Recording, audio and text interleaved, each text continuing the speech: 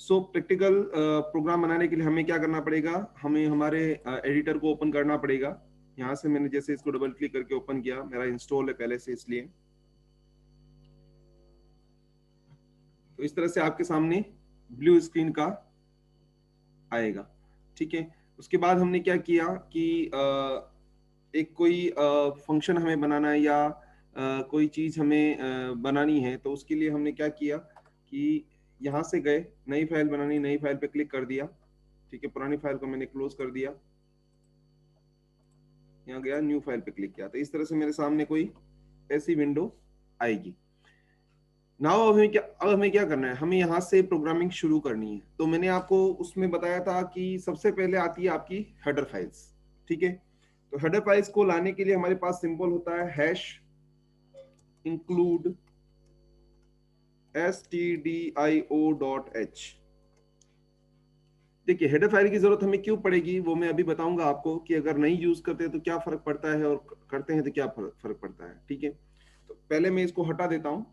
और हमारे किसी भी प्रोग्राम को चलाने के लिए, सी में किसी भी सी या सी प्लस में किसी भी प्रोग्राम को चलाने के लिए उसमें एक मेन फंक्शन होना जरूरी होता है। This is our main function. इसको इस तरह से लिखते हैं। मेन लिखने के बाद ये जो आपके सामने पैरेंथेसिस आ रहे हैं, this defines that is a function. ये यह बताते हैं, ये सिंबल ओपनिंग और क्लोजिंग ब्रैकेट, कि यह मेन क्या है, एक फंक्शन है। ओके, अब फंक्शन क्या होते हैं अपन बाद में इसको डिटेल में पढ़ेंगे, लेकिन अभी के लिए इतना बता दूं कि फंक्शन क्या होता है कि कुछ कोड का जो समूह होता है, ठीक है ना, it's a group of code. कुछ जो हम कोडिंग करते हैं, हम जो भी लिखेंगे उसका जो एक ग्रुप होगा, जो एक ब्लॉक होगा, उसको हम एक फंक्शन बोलेंगे। जैसे ब्लॉक हम कैसे बनाते हैं, ब्लॉक ऐसे बनाते हैं कि ओपनिंग कर्ली ब्रेस लगाया और क्लोजिंग कर्ली ब्रेस, इनको कर्ली ब्रेसेस बोला जाता है, मंझला कोष्टक। तो यहाँ से लगाकर यहाँ के बीच में मैं जो कुछ भी टाइप करता हूँ, ठीक है ना, जो भी लिखूंगा, ये तो जैसे मैंने सिंपल लैंग्वेज में लिख रहा हूँ, लेकिन जब मैं कोडिंग की लैंग्वेज में लिखूंगा तो ये पूरा एक ब्लॉक बोला जाएगा। इसको पूरे को एक ब्लॉक बोलेंगे, और इस ब्लॉक का जो नाम होगा, ठीक है ना, वो क्या होगा, फंक्शन होगा। तो यहाँ पे मेन क्या है, एक फंक्शन, और उसको फंक्शन को बताते कैसे हैं, ऐसे बताते हैं। ठीक है, तो फंक्शन को बताने के लिए ये सिंबल है, प्रोग्रामिंग ब्लॉक को स्टार्ट और खत्म करने के लिए ये सिंबल है। तो सी प्रोग्रामिंग में कई सारे ऐसे सिंबल होंगे जिनको हमें इस तरह से लिखना पड़ेगा। ठीक है, तो हर एक सिंबल का अपना अपना यूज है और अपना अपना यूज ऑफ प्लेस है। ठीक है ना, अपना उनका उपयोग है, और उनको उपयोग करने का स्थान भी अलग अलग जगह है। ठीक है ना, किसी जगह हम फंक्शन काम में लेंगे, किस जगह हम दूसरी चीज काम में लेंगे, तो हमें वो चीज समझनी है। तो मेन क्या है, एक फंक्शन है। कैसे पता पड़ा कि मेन फंक्शन है, क्योंकि इसके आगे ये दोनों साइन लग रहे हैं। ठीक है ना, ओपनिंग और क्लोजिंग पैरेंथेसिस बोलते हैं इनको। तो ये पैरेंथेसिस साइन जहां लगते हैं, इसका मतलब वो एक फंक्शन है। ठीक है, अब ये तो मैंने जैसे सिंपल टाइपिंग करी, इसकी जगह मैं कुछ और टाइप करूंगा। ठीक है, तो मेन एक फंक्शन है। अब मेन क्यों जरूरी है, क्योंकि हर एक प्रोग्राम में, हर एक सी सी प्लस प्लस प्रोग्राम के अंदर आपको एग्जीक्यूशन स्टार्ट करना है, तो जहां से एग्जीक्यूशन स्टार्ट होता है वो होता है आपका मेन फंक्शन। ठीक है ना, इसको मेन बोलते हैं इसलिए कि इसका होना जरूरी है। अगर ये नहीं होगा तो आपका प्रोग्राम एग्जीक्यूट नहीं होगा। इसीलिए हर एक सी प्रोग्राम में मेन होना जरूरी है। इसके आगे लगाना होता है अपन को वॉइड। वॉइड एक कीवर्ड है, इसीलिए ध्यान रखना कि सी सी प्लस प्रोग्रामिंग लैंग्वेज में हर एक कीवर्ड, जब भी आप कोई कीवर्ड टाइप करोगे तो वो व्हाइट कलर में आ जाएगा। अब वॉइड का मतलब होता है कुछ नहीं। ठीक है ना, अब इसके फंक्शन के साथ में कब लिखते हैं और इसका क्या मीनिंग है, अपन फंक्शन में डिटेल में पढ़ेंगे, लेकिन यहाँ पे आपको सिर्फ ये ध्यान रखना है कि वॉइड का मतलब कुछ नहीं, और जो फंक्शन होता है, ठीक है ना, वो कोई न कोई वैल्यू रिटर्न करता है, कोई न कोई आउटपुट आपको रिटर्न करता है। इसलिए हमें इससे कुछ रिटर्न नहीं करवाना है, इसीलिए हमने यहाँ पे लिखा वॉइड, यानी कि ये फंक्शन कुछ भी रिटर्न नहीं करे, इसीलिए हमने क्या लिखा है, वॉइड। अब रिटर्न क्या होता है, रिटर्न करना क्या होता है, रिटर्न नहीं करवाना क्या होता है, वो अपन फंक्शन में डिटेल में पढ़ेंगे। लेकिन अभी इसीलिए लिख रहे हूं मैं, क्योंकि हर एक सी सी प्लस प्लस प्रोग्राम के अंदर मेन फंक्शन होगा ही होगा, और उसको आपको लिखना जरूरी होता है। अब बात आते आगे बढ़ते हैं अपन, कि मान लो मैंने आपको बोला कि आप एक प्रोग्राम बनाओ जो आपका नाम टाइप करे, आपका नाम शो करे। ठीक है, बहुत सिंपल है। ठीक है ना, आपका नाम शो करवाना है, तो सी में एक फंक्शन होता है प्रिंट एफ।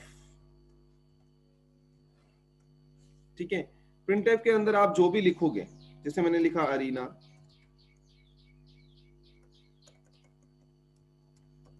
ठीक है, स्टूडेंट ऑफ बीसीए, ठीक है।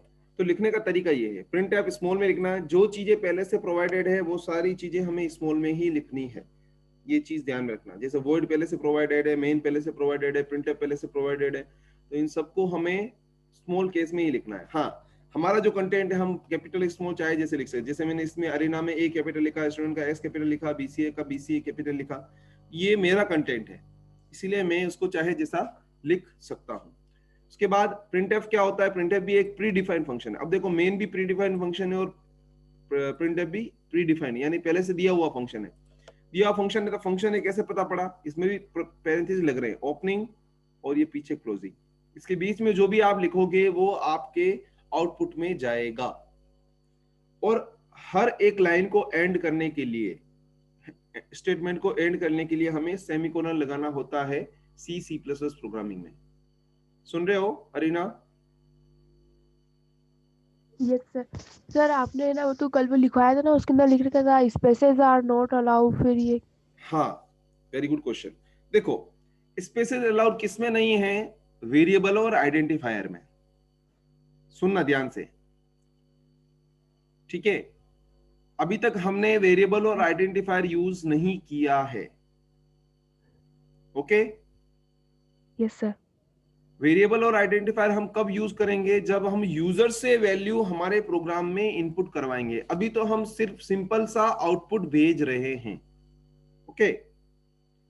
Yes sir. तो हमें वेरिएबल आइडेंटिफायर की जरूरत कब पड़ेगी, जब हम यूजर से वैल्यू इनपुट कराएं। जैसे मैंने आपको रोल बताया था कि आपका दो रोल है, एक तो है यूजर का रोल, एक है प्रोग्रामर का role. As programmer. A programmer मैंने क्या कर दिया कि आपको सिर्फ आउटपुट भेजा है। आपने बोला कि मुझे मेरा नाम प्रिंट करवाना है, तो मैंने एज अ प्रोग्रामर ये लिखा। अब आपको क्या शो होगा मैं अभी बताता हूँ, ठीक है। ये एंड ऑफ स्टेटमेंट है। नाउ अगर मैं इसको एग्जीक्यूट करता हूं तो कंपाइल करने के लिए मैंने बताया था कि F9 मैंने प्रेस किया तो ये एक एरर बता रहा है। एरर का मतलब हमारे प्रोग्राम में कुछ मिस्टेक है। एंटर किया मैंने, क्या बोला ये नीचे देखो, function printf should have a prototype, यानी कि जो आप ये पहले से दिया हुआ फंक्शन काम में ले रहे हो तो इसका पेरेंट आपने इंक्लूड नहीं किया। इसका सीधा सीधा मतलब ये है कि आप जब printf को काम में ले रहे हो तो इसका पेरेंट आपको इसमें इंक्लूड करना पड़ेगा, इसकी हेडर फाइल आपको इसके अंदर इंक्लूड करनी पड़ेगी। तो हेडर फाइल को इंक्लूड करने के लिए हमारा जो सिंबल होता है वो होता है हैश, फिर लिखना होता है आपको इंक्लूड, और ओपनिंग और क्लोजिंग, इन दोनों सिंबल के अंदर आपको हेडर फाइल का नाम लिख दो। तो प्रिंटफ की जो हेडर फाइल होती है वो होती है stdio.h। नाउ अब मैं इसको एग्जीक्यूट करता हूं तो देखो जीरो एरर हो गई, ठीक है। अब इसको मैं रन करता हूं तो कंट्रोल F9 से मैंने इसको रन किया, आउटपुट तो आपका आ चुका है लेकिन वो पीछे छिप रहा है। तो उसको अल्टर F5 से आप देख सकते हो। देखो क्या लिखा हुआ आ रहा है, अरीना स्टूडेंट ऑफ बीसीए। तो मैंने वहां पे इतनी 5 लाइन का कोड किया, तब जाके आपको आपका आउटपुट मिला। ये है आपकी यूजर स्क्रीन। ये जो अभी आपको स्क्रीन दिख रही है ब्लैक स्क्रीन, ये आपकी यूजर स्क्रीन होती है। यानी यहाँ पे स्टूडेंट का इनपुट और आउटपुट का काम यहाँ से करता है यूजर, ठीक है। यूजर उस ब्लू स्क्रीन को कभी नहीं देख पाएगा क्योंकि वो प्रोग्रामर का पार्ट है। समझ रहे हो अरीना? Yes sir. ठीक है ना। ये इंटरफेस यूजर को सिर्फ ये स्क्रीन दिखेगी, जब वो अपने प्रोग्राम को चलाएगा तो सिर्फ उसको ये स्क्रीन दिखेगी। जैसे अभी मैंने बोला कि आपने बोला मेरे को कि आप मान लो यूजर हो और आपने बोला कि मुझे मेरा नाम आउटपुट चाहिए, तो मैंने क्या किया, मैंने ब्लू स्क्रीन एडिटर के अंदर मैंने उसको पूरा कोड किया और आपको दे दिया। तो जब आप उसको एग्जीक्यूट करोगे तो आपके सामने ये वाली स्क्रीन दिखेगी। इसका एक और रीजन मैं बताता हूं कि जब मैं आपको ये प्रोग्राम दूंगा चलाने के लिए तो मैं ये एडिटर नहीं दूंगा, ये इतना सारा कोड आपको नहीं दूंगा। मैं आपको कौन सी फाइल दूंगा, अब ध्यान से समझना इस चीज को, कि यूजर को जो दी जाती है यानी क्लाइंट को जो दी जाती है वो उसकी एग्जीक्यूटेबल फाइल होती है। और एग्जीक्यूटेबल फाइल कहां से बनती है, ध्यान से समझना। डबल क्लिक किया मैंने, सी ड्राइव में गया, मेरा टर्बो सी जहां इंस्टॉल है, ये टर्बो सी प्लस प्लस, इसके अंदर में गया, ठीक है। और बिन के अंदर मेरी फाइल रहेगी। तो मैंने जो प्रोग्राम मैंने अभी बनाया है नो नेम 01, ठीक है, तो उसकी कोई ना कोई एग्जीक्यूटेबल फाइल यहाँ पे बनेगी,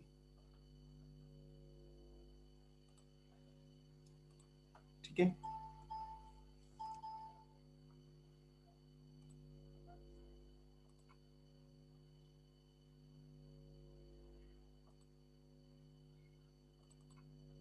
ये बन रहा है नो नेम 0, ठीक है। ये देखिए इसकी कौन सी फाइल है, एप्लीकेशन फाइल, ठीक है ना, ये है ऑब्जेक्ट फाइल। तो यूजर को जो दी जाती है, एम आई ऑडिबल, सुन रहे हो?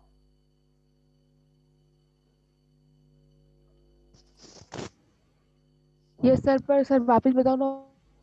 ये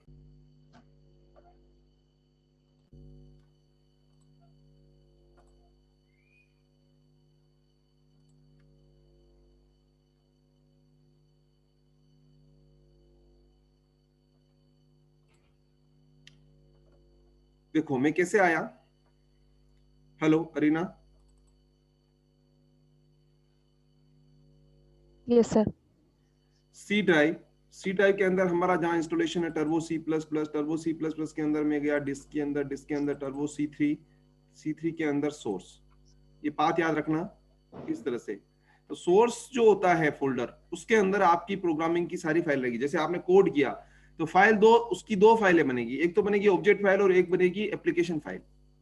तो एप्लीकेशन फाइल होती है वो केवल एग्जीक्यूटेबल होती है, और ऑब्जेक्ट जो होती है उसके अंदर कोड होता है। तो हम जो क्लाइंट को या यूजर को जो फाइल देते हैं वो देते हैं एग्जीक्यूटेबल फाइल। क्यों? क्योंकि वो केवल अपनी फाइल को एग्जीक्यूट कर सके, उसका कोड नहीं दे सके। ऐसा हम क्यों करते हैं बता? अपन बनाने वाले, प्रोग्रामिंग करने वाले अपन, और यूजर को उससे कोई मतलब उनको सिर्फ वो यूज करना होता है इसलिए। हाँ, और मान लो उसको मतलब कि अपन अगर कोड दे दे तो भी तो वो एग्जीक्यूट कर सकता है, ठीक है ना। कोई स्मार्ट यूजर है मान लो जिसको प्रोग्रामिंग आती है, उसको अगर हमने हमारा कोड दे दिया तो उसको उसको भी तो वो एग्जीक्यूट कर सकता है। तो इसमें फायदा और नुकसान क्या है, एक प्रोग्रामर को क्या नुकसान है और यूजर को क्या फायदा है उसमें?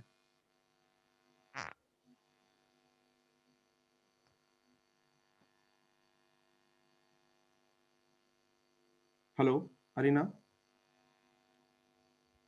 Yes sir.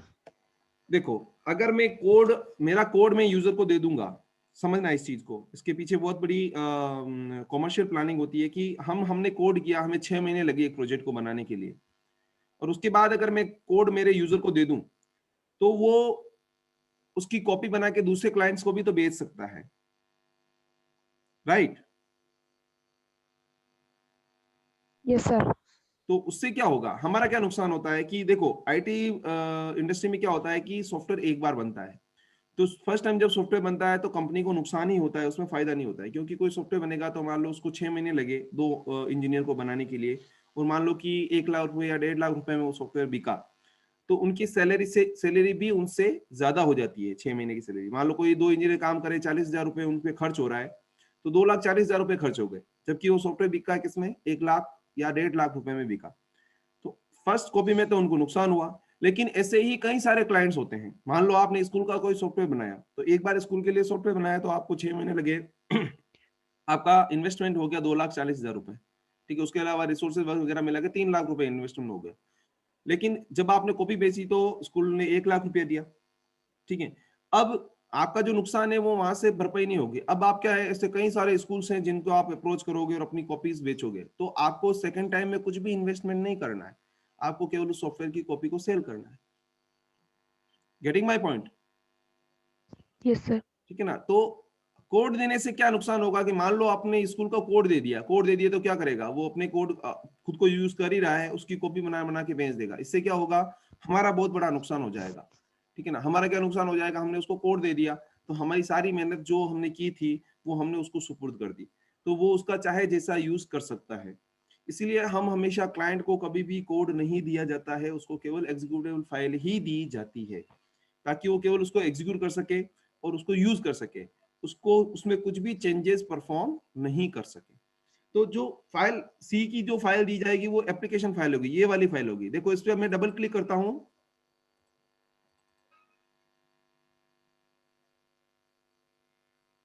ओके। ये थोड़ी प्रॉब्लम 64 बिट और 32 बिट की कर रहा है, अदरवाइज ये दूसरे उस पे एग्जीक्यूट हो जाता है। ठीक है ना, रन एज एडमिनिस्ट्रेटर करता हूं मैं, देखें।